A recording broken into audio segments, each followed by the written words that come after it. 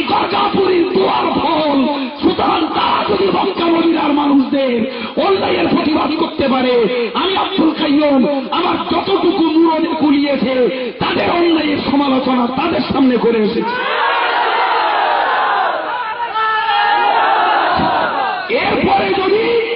এরপরে যদি কেউ ফাউবাজিমাত করে, তৈরি থাকো কিয়ামতের দিনে আসামির কাঠগড়ায় দাঁড়ানোর জন্য। আসামির কাঠগড়ায় দাঁড়ানোর জন্য তৈরি থাকো। মনে রেখে দিও, নবীর আদর্শ ইমানদার কখনো মিথ্যাবাদী হতে পারে না। ইমানদার কখনো মিথ্যাবাদী হতে পারে না। জি ভাই আমার, আমি আপনার কাছে কি ওয়াজ করছিলাম ভুলে যাইনি, মনে আছে? জি ভুলে যাইনি, মনে আছে? আল্লাহ পাকের কোরআন জানিয়েছে, যদি তোমার কাছে কেউ কোনো খবর নিয়ে আসে, তুমি ওই খবরটা আগে যাচাই করো, বাছাই করো, তারপরে তুমি সেটাকে প্রচার করো। আগে যাচাই করো, বাছাই করো, তারপরে তুমি সেটাকে প্রচার করো। যদি তুমি তা না করো, তাহলে নিশ্চিত করে মনে রাখো, অচিরাত তোমাকে লজ্জিত হতেই হবে। সামনাসামনি পড়ে গেলে তোমাকে লজ্জিত হতে হবে, কোনো ক্ষমা তোমার নাই। ভাইরা আমার, আপনি বলুন, আমি আপনাকে বলবো, কাইয়ুম সাহেব যদি জেল খাটে, কাইয়ুম সাহেব যদি জেল খাটে, আমি সত্য যদি জেল যদি খেটেই থাকি, সেক্ষেত্রেও কোনো অপমানের জায়গা নেই। নবী ইউসুফ যদি নিরপরাধী হয়ে বাদশা আজিজের বিচারে যদি জেল খাটে, কাইয়ুম সাহেব তাদের অন্যায়ের সমালোচনা করে সত্যিই যদি জেল খাটে, সেটাও গর্বের বিষয়, জোরে বলুন। কিন্তু আগেও কাইয়ুম সাহেব জেল খাটি, এরপরেও যখন মিথ্যা বদনাম কেউ জেল খাটাচ্ছে, কেউ বা ছাড়িয়ে আনতেছে, ও ভাইরে আমার, ওর জন্য আমার হেডেক নেই। কিন্তু আপনাদের কাছে আমার বিনীত নিবেদন, নবী পাক হাদিস শরীফে জানিয়েছেন, কাফা বিল মারি কাযিবান আইয়ুহাদ্দিসা বিকুল্লি মা সামিয়া। নবী আমার বলেছেন, একজন লোকের মিথ্যাবাদী হওয়ার জন্য যথেষ্ট হলো যা শোনে তাই প্রচার করে, জনদূষিত কথা যা শুনলো যাচাই বাছাই না করে তাই প্রচার করে। যদি আমি রাসূলুল্লাহ বলছি, ওই লোকটা আল্লাহর কাছে যথেষ্ট মিথ্যাবাদী বলে গণ্য হয়ে যাবে। আপনাদের কাছে অনুরোধ করব, কোন অপবাদের কথা, কোন দোষের কথা বিনা যাচাইয়ে প্রচার করে মিথ্যাবাদীর খাতায় নাম তুলবেন না, আল্লাহর কাছে চরম পাকড়াও হয়ে যাবেন। ভাইরা আমার, আমি ওয়াজ করতে করতে এই জায়গাটায় এসেছি। নবীর আদর্শ, তার জবানের পবিত্রতা, যে জবান মানুষকে সব থেকে বেশি বিপদে ফেলবে, সব থেকে বেশি বিপদে ফেলবে, সব থেকে বেশি বিপদে ফেলবে। মনে রেখে দিন, আমি আপনাকে বলবো ভাই, সারা জীবন মুজাদ্দিদে জামান বাহাস করেছেন, বসিরহাট হুজুর বাহাস করেছেন লামুজাবিদের বিরুদ্ধে। এমনকি খোদ দাদা হুজুর ফতোয়া দিয়েছেন লামুজাবিদের এগেইনস্টে। দাদা হুজুর ফতোয়া দিয়েছেন যে তাদের সঙ্গে বিবাহ শাদী আত্মীয়তা কুটুম্বিতে জায়েজ না।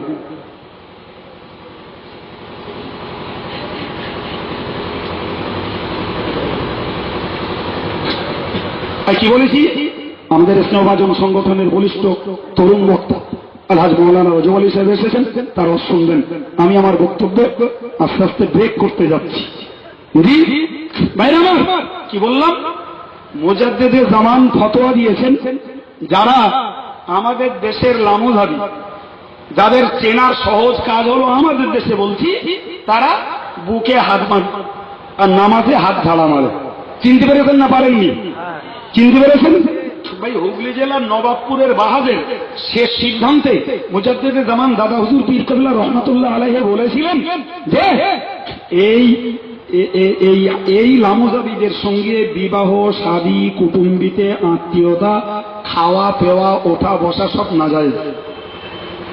শুনতে পেয়েছেন বাবা? সব নাজায়েজ। জি ভাই, সেই লামুজাবিদের তোভর দুইজন আলেম, মৌলানা এহিয়া সাহেব বাড়ি হাকিমপুরে, আর মৌলানা আব্বাস আলী সাহেব বাড়ি ওই মসলন্দপুরের পাশে চণ্ডীপুরে। এই দুজন মৌলানা দাদা হুজুর কেবলা ছিলেন কলকাতার টিকিয়াটুলি মসজিদে, ওইখানটায় গেলেন। জি, গিয়ে সালাম কালাম করে বসলেন, হুজুর বসতে দিলেন। হুজুর তখন আমাশা রোগে আক্রান্ত, বেশ দুর্বল।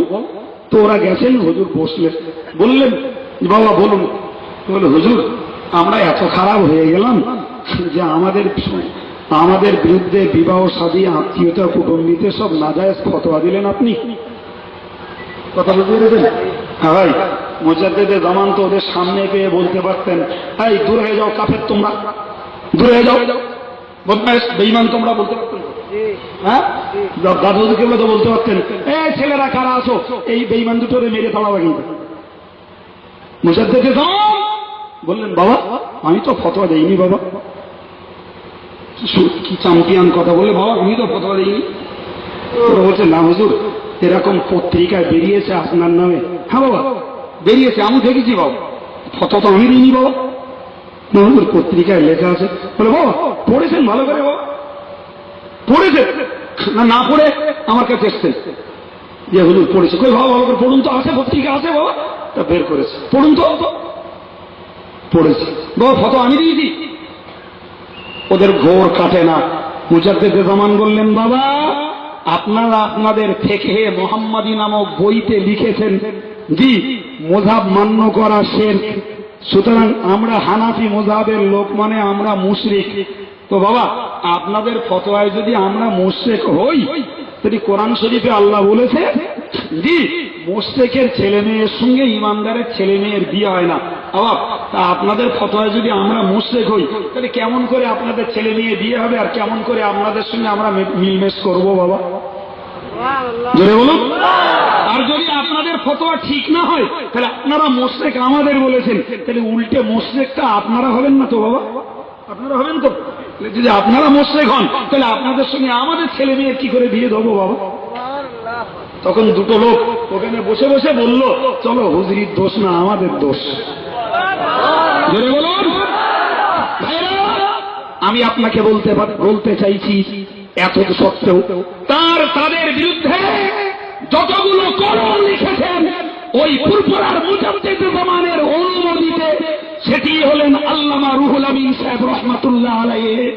ভাই তার বিরুদ্ধে কলম ধরেছেন একখানা নয়, অন্তত 10খানা বইয়ের, যে বইগুলো পড়লে শুধু দেখলে মনে হবে এত বড় আলেম ভারতবর্ষের মাটিতে আজও পর্যন্ত জন্মায়নি। এই জন্য মির্জা হুজুর পীর কেবলা রহমাতুল্লাহ আলাইহি তার তাহকিকুল মাসাইল বইতে লিখেছেন আল্লামা হুজুরের নামে ভারত বিখ্যাত আলেম। এই জন্য বলুন ভাই, সেই ভারত বিখ্যাত আলেম যে মানুষটাকে বলেছেন খোদ মির্জা হুজুর পীর কেবলা, তাকে যদি কেউ বলে তিনি আলেম ছিলেন না, তাকে যদি কেউ বলে তিনি কেতাবের ব্যবসা করে খেতেন, তাকে যদি কেউ বলে তিনি বিক্রি খেলে ছোট যা, তাকে যদি কেউ বলে তিনি বেঈমান হয়ে মারা যাচ্ছিলেন, এর বিরুদ্ধে প্রতিবাদ করা অন্যায় হয়েছে জি। এই প্রতিবাদ করায় যদি বয়কট হয়েছি, আরো থাকবো। তবে আগে বলেছি, নাম করি বলেছি, কাইম সাহেব, বাতিম সাহেব, ইয়াকুব সাহেব, রজব আলী সাহেবরা সিলসিলার পক্ষে লড়াই করছে, করবে। যতই বয়কট করো, বিরোধিতা করো, তোমার জবাব তুমি দেবে। আল্লাহ আমাদের যতটুকু যোগ্যতা দিয়েছেন তার খিদমত ইনশাআল্লাহ সিলসিলার পথে করে যাবো। ভাইরা আমার, আমি আপনাকে বলছি শেষ কথায় জি, তৎকালীন সময়ে আল্লামা হুজুরের এগনেস্টে কলম ধরতেন লামুজাবিদের যে মৌলানা, তার নাম আকরম খাঁ। কি বলেছি? তার বাড়ি হাকিমপুর, একদম সোনাই নদীর তীরে বাড়ি। মৌলানা আকরম খাঁ পুরাতন রাজবাড়ি এখনো আছে জি। এই বসিরাজুদ্দুর যা লিখতেন, আকরম খাঁ তার প্রতিবাদ করত লামুজাবিদের পক্ষে, আর বসিরাজুদ্দুর তার তুলোধনা করে ছেড়ে দিতেন জি। ভাইরা আমার, শেষ পর্যন্ত কোন একদিন বসিরাতে হুজুর আসছেন একদিক দিয়ে, আর ওই মৌলানা আকরম খাঁ সাহেব আসছে আর এক দিক দিয়ে।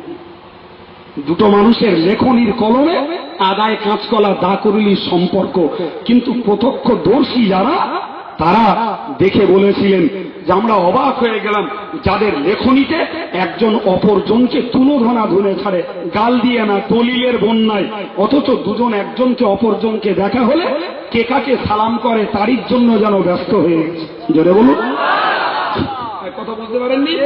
বসিরহাটের আল্লামা হুজুর ইন্তেকাল করলে ওই আকরম খাঁ সাহেব এত কান্নাকে দেখিলেন আর বলেছিলেন, আজ থেকে আমার কলম বন্ধ হয়ে গেল, আমি কলম লিখব, ভুল যদি দেখি আমার কলমের জবাব দেওয়ার লোক আর বাংলায় নেই, তাই আমি আজ থেকে আমার লেখনী বন্ধ করে দিলাম জি। অথচ আল্লাহু আকবার, না মুজাদ্দিদে জামান কোনদিন তাদেরকে কাফের বেঈমান বলেছেন, না বসিরা হুজুরির কলমে কোনদিন তাদেরকে কাফের বেঈমান বলেছেন। হানাফি শাফি মুযহাবের ভিতরে জি বহু মসলাতে উল্টো পাল্টা রয়েছে। উল্টো পাল্টা মানে এক মুযহাব বলেছে নাজায়েজ, আর এক মুযহাব বলেছে জায়েজ। উদাহরণস্বরূপ ভাই, হানাফি মুযহাবে পানির জীবগুলির ভিতরে শুধু মাছ খাওয়া জায়েজ, আর ইমাম শাফির নিকটে জি ক্যাকড়া কুচে কচ্ছপ সব খাওয়া যায়। ইমাম আবু হানিফার নিকটে ওইগুলো খাওয়া মাকরুহ তাহরিমি। জি তাহলে একদম পুরো উল্টো মেরুতে ফতোয়া না জি। অথচ না আবু হানিফা ইমাম শাফিকে কাফের বলেছেন, না ইমাম শাফি আবু হানিফাকে কাফের বলেছেন। আজকে বিদ্যার বহার আমাদের কিছু মানুষের রয়েছে, তাই কাফের বলতে বেঈমান বলতে জি ফতোয়ার মার পেয়েছে। বুঝবার মতো যোগ্যতা কতটা আল্লাহ ভালো জানেন। জি এরপর কাফের আর বেঈমান বলতে বিশুদ্ধার করতে, নিরীহ সাধারণ মানুষগুলোকে ভুল পথে পরিচালিত করতে এ যুগে লোকের অভাব হয় না। কথা ঠিক বলছি ভাইরা আমার। আমি আপনাদের থেকে বিদায় নিতে যাব। আমার টাইম ছিল 7টা থেকে 8:30, কিন্তু আপনারা যে চাতকের মতন বসে আর দাঁড়িয়ে রয়েছেন, সেই আবেগের টানে 9টা কাঁটা ছুঁয়েছে, তাই তো নাকি? জি মৌলানা সাহেব এসেও বসে গেছেন। 5 মিনিটের জন্য আমি আর নই। 5 মিনিটে দুটি কথা। নাম্বার 1, আগামী 22শে জানুয়ারি 7ই মার্চ অল ইন্ডিয়া সুন্নতুল জামাতের ডাকে দিলীপ স্কুল মাঠে সংখ্যালঘু একটি সমাবেশ, যাতে পত্র পত্রিকায় মুসলমানদের বিরুদ্ধে যে বিশুদ্ধার করেছে তারই যোগ্য জবাব দিতে এই সমাবেশে আপনাদেরকে যেতে হবে। সেখানে আমাদের সংগঠনের বক্তারা সত্ত্বেও অনেক অমুসলিম সংস্থার বক্তারা থাকবেন, তারা খবরের কাগজের চূড়ান্ত প্রতিবাদ তারাই করবেন। নাম্বার 2 বলছি, আগামী 1 এবং 2 ফাল্গুন আমাদের সংগঠনের বৃহত্তম প্রতিষ্ঠান জামিয়া রহমানিয়া তার সিলসিলার এক আদর্শবান প্রতিষ্ঠান, আপনাদেরকে সেই প্রতিষ্ঠানে যাওয়ার জন্য দাওয়াত দিয়েছি। বিল কুপন নিতে বলবো, সময় আমার নেই, আজকে নিতে আর বলবো না, কোন সময় নেবেন জি। আর ড্রাইভার নেবেন যদি মন করেন, সেখানে হোস্টেল চলে, প্রতিদিন 300 ছেলে, বড় বড় ছেলে খায়, তাদের জন্য চাল ডাল আলু পয়সা তরকারি যা মন চায়, কখনো দিতে মন চায় দিনের তালিবুল ইলমদের খেদমতে দিবেন, তাহলে সবে একটু সহযোগিতা সহ যাওয়ার জন্য সকলকে দাওয়াত দিলাম। সর্বশেষ কথা ভাই, এই ভাইয়েরা যারা আজকে নবী দিবসের নামে জলসা কায়েম করেছেন জি, এই পাশের একটা দেয়াল গাড়বার জন্য একটু খরচের তাদের অভাব আছে। আমি আপনাদেরকে উঠতে একবারও দাবি করব না, জায়গায় বসে থাকুন। আমি কমিটি ছেলেদেরকে বলছি, আপনাদের কাছ থেকে 2 মিনিট একটু ঘুরে আসবে। আপনার পকেটে 2 টাকা থাকে তাই দিন, 10 টাকা পারেন তাই দিন জি। এইটুকু সময় আমি আপনাদের কাছে চেয়ে নিচ্ছি জি। আল্লাহর রাস্তায় একটু বেশি ছেলে নামতে হবে বাবা, একটু বেশি ছেলে এই মুখ দিয়ে নামতে হবে জি। 2 টাকা পারুন, 10 টাকা পারুন, 5 টাকা পারুন জি। সবাই একটু দিন, পয়সাগুলো উঠিয়ে মঞ্চে নিয়ে আসুন। আমার শ্রদ্ধাভাজন আলহাজ মাওলানা রজব আলী সাহেব বক্তব্য রাখবেন, তার বক্তব্য আপনাদেরকে শুনতে হবে জি।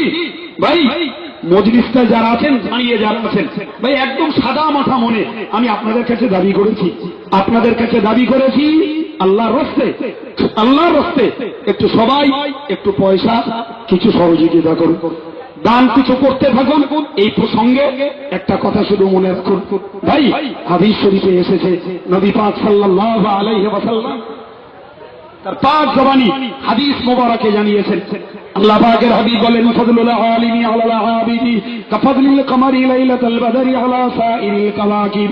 ওগো আমার সাহাবীরা, আমি নবী পাক তোমাদেরকে বলছি, একজন যদি হাক্কানি রব্বানি আলেম হয়, একজন যদি খোদা ভীরু আল্লাহওয়ালা আলেম যদি হয়, হুজুর বলেছেন একজন আলেমের মর্যাদা আকাশে কোটি কোটি নক্ষত্র থাকে, তার মাঝে পূর্ণিমার চাঁদে পূর্ণিমার রাত্রিতে একটি চাঁদ উদয় হয়, ওই কোটি কোটি নক্ষত্রের মাঝে একটা চাঁদের জমর মর্যাদা লাখো লাখো সাধারণ মানুষের মাঝে একজন হাক্কানি রব্বানি খোদা ভীরু আলেমের মর্যাদা ততখানি।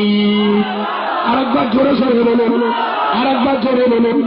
এই ইমানওয়ালা মুসলমান, আমি সবাইকে নিবেদন করে বলবো, জবানটাকে সামলাবেন। জিন্দেগিতে কোনোদিন আলেমের নামে গালিগালাজ, আলেমের নামে মিথ্যা বদনাম আর কুৎসার ওঠাতে যাবেন না। সাধারণ মানুষের নামে মিথ্যা কুৎসার ওঠালে যতটুকু দোষ হবে, নিশ্চিত একজন হাক্কানি রব্বানি খোদা বেরু আলেমের নামে যদি মিথ্যা বদনাম আর কুৎসার ওঠান, সেটি আল্লাহর কাছে আরো চরম ভাবে আসামি হতে হবে। ওগো ইমানদার মুসলমান, নিশ্চিত মনে রাখুন, যদি কোনো আলেমের দোষ থাকে, ত্রুটি থাকে, কারো যদি চলাচলতির কোনো ভুল যদি আপনার নজরে ধরা পড়ে, ইসলাম স্বাধীনতা দিয়েছে, আপনি স্বাধীনতা বজায় রেখে আদবের সঙ্গে নিশ্চিত বলতে পারেন, এ বলার অধিকার আপনার রয়েছে। কিন্তু গালি দেওয়ার পিছনে সমালোচনা করে নিজের দায় নিজে ঘাড়ে নেবেন, এই সর্বনাশটা কেউ করবেন না। আমি বিনীত নিবেদন আপনাদের কাছে রাখছি। আলহামদুলিল্লাহ, আমার একজন ভাই উঠে এসে 20 টাকা, একজন 100 টাকা, একজন 50 টাকা দিয়েছেন। নাকি ভাই, যদি কারোর মন হয় যে উঠে এসে এ অধমের সঙ্গে একটু মোসাফা করব, উঠতে পারেন। যদি মনে করেন পয়সা দেয়া হয়েছে তবু একটু খালি খালি মোসাফা করব, ভাই আলহামদুলিল্লাহ, তারও সুযোগ আছে, আসতে পারেন, মোসাফা করতে পারেন। জি, যারা পয়সা উঠাচ্ছেন বাবা, যারা পয়সা উঠাচ্ছেন সকলেই, যারা পয়সা উঠাচ্ছেন আলহামদুলিল্লাহ, সবাই নিয়ে মঞ্চে চলে আসুন। মঞ্চে কমিটির ভাইরা থাকবে, আমার বন্ধুবার মৌলানা আব্দুল কাইয়ুম ভাই সাহেব রয়েছেন, তিনিও দেখবেন। জি, আল্লাহর রাস্তে সকলেই, আল্লাহর রাস্তে সকলেই একটু শরীক হন। তবে আপনাদেরকে আমি আগেই দাওয়াত দিয়েছি বাবু, আগেই দাওয়াত দিয়েছি যে আপনি অনেকে পয়সা দিচ্ছেন, আগেই দাওয়াত দিয়েছি। জি, আমাদের সংগঠনের বলিষ্ঠ কর্মী, তার সম্পর্কে আমাদের কোনো অজানা আপনাদের নেই। আমার শ্রদ্ধাভাজন আলহাজ মৌলানা রজব আলী সাহেব,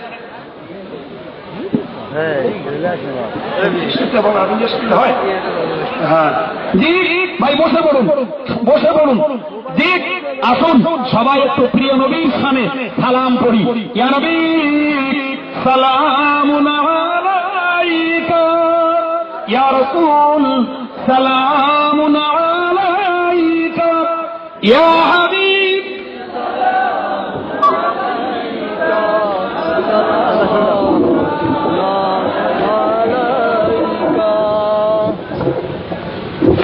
নবী প্রাণের পিয়ারা, দেখিতে পাবো কি মোরা, না পেয়ে তবু দর্শন, কলিজা হয়ে পারা পারা। ইয়া নবী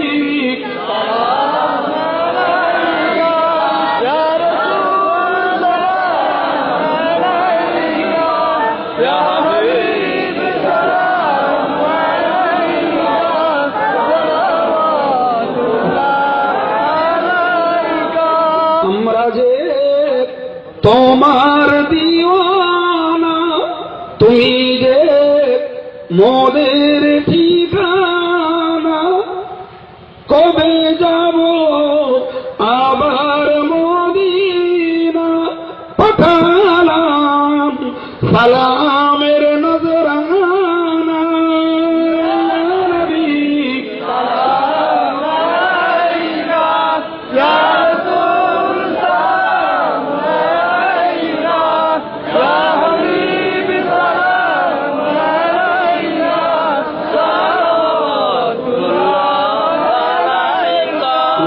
صلی وسلم دائما ابدا علی خلقی کی بھیجے رب میرے درود و سلام برغزید نبی پر آپ نے مدام بلغ العلا بکماله کشف الدجى بجماله حسنت جميع خصاله صلوا علیه وآله। মেরে আমার দিতে নিচ্ছি, দোয়া রাখুন, সকলের জন্য দোয়া রাখছি, খাস করে জলসা কমিটি, আল্লাহ পাক তাদেরকে হায়াতে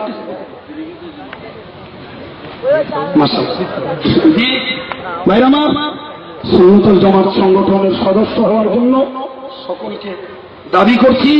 আর সেই সাথে সাথে ভাই বঙ্গের পত্রিকাটাকে পড়ার জন্য সকলকে দাবি করছি। আল্লাহ সকলের দানকে কবুল করে, সকলে বলুন আল্লাহুম্মা আমিন। আর একটু জোরে বলুন আমিন।